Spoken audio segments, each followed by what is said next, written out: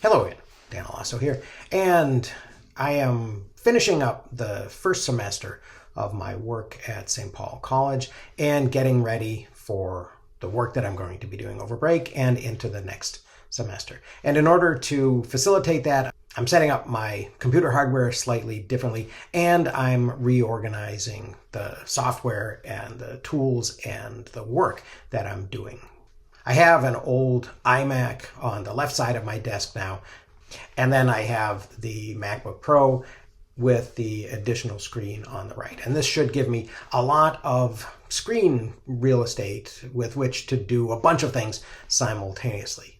I've also duplicated my big Obsidian vault for 2025 and renamed it so that I can start editing it and working on it and really pruning it without losing some of the stuff that I had put in there, which will still be in the 2024 vault, which I'll archive. And I'm also getting ready to start posting my blog on a WordPress site that I own that I haven't been using recently, in addition to posting it on Substack. And the advantage of Substack, I thought, was that it aggregated a lot of blogs and produced a feed of them that allowed people to see my posts in their inboxes, as well as giving them the opportunity to visit my own page and see my recent posts in the order that I had posted them, and then to see some of the older posts, some of which they would have to be contributors to access. And as I've been doing this and sort of experiencing the results, I don't really think there are a lot of people on Substack that are really that interested in reading my old posts. And that may have something to do with the particular posts, but I think also it's the structure of the app. Substack seems almost entirely focused on what's new today. This is a huge advantage for people who are posting news or posting commentary that deals with the most up-to-the-minute things that are happening. And also it's good for people who are posting serialized content, where one item naturally follows the other. It's not quite as useful when the connections might be more random and more chaotic, and where something that I'm working on today might connect to something that I was thinking about 6 months ago or a year ago. And I don't think actually that WordPress really facilitates that either. But I might be a little bit more inclined to edit and insert links in a blog that I really owned on WordPress.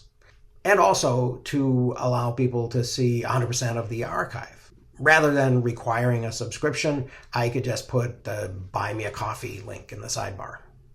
Because as I've been doing this myself and subscribing to other people's blogs, as well as asking people to subscribe to mine, I don't really think that it's that realistic to expect people to pay to read a blog. This was an element that Substack, of course, used to attract bloggers, that there would be some type of peer appreciation and support in the form of paid subscriptions. But then they went and they put the minimum annual subscription price at $50.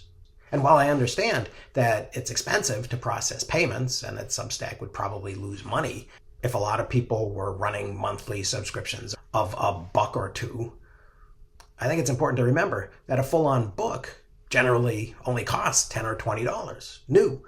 So the idea that somebody is going to pay $50 for a set of posts that maybe one day will get tidied up and edited into a book of essays. And this was a typical path that was imagined by many authors and has been done successfully by some people, but I think it's really a bit far-fetched. It's great when people believe in you and want to encourage you to keep working. And I have certainly appreciated that from the people who have become contributors to Making History and Lifelong Learning. But I also always feel like I ought to be giving them a bit more. And in the past, the obvious solution seemed to me to be permanent access to the archive of all my content. And I haven't decided that this isn't a value. I think there is value in that. But my thinking has changed a little bit based on the difficulty that Substack seems to have making it easy and inviting for us to explore people's archives. And I've done this as a reader too. I've paid for subscriptions to people's Substacks with the idea that I would mine their archives. And it's difficult and it's time consuming and it's just really not that easy to do. So for whatever reason, I really haven't done it in most cases. So I think I'm going to begin shifting focus, and I'm going to stop trying to get Substack to do something for me that it really isn't designed to do. I think the format's useful for alerting people to new work that I'm doing and for providing informal snapshots and blogging, and maybe even limited duration full views of new content that I'm producing. But I don't think it makes that much sense to try to make this the place where I will expect people to be able to engage with the long-term evolution of ideas and trains of thought that I'm working on across numbers of posts, where I return to an idea and look at it from different angles over time. That's something that I will be trying to really develop in 2025, both in my own work and as a thing to put out in a public space. So stay tuned for that, because I will certainly announce it on Substack, even though I probably won't host it there. So the upshot of all of this is that I think that since it's such a chore navigating and reading it, my post archive should probably not also be something that people have to pay to access. So I'm going to turn off the paywall. I'm also, of course, going to not have a paywall in WordPress, although I will invite people to buy me a coffee. And then in the long run, when I have a more permanent linked body of work that I think will be valuable to people and that I think will be the equivalent of a book, then I probably will charge for that. So I think that's going to be the plan rolling into 2025. We'll see how it develops, and I will let you know. So I hope you found that a little bit interesting. Thanks for watching. I'll see you very soon.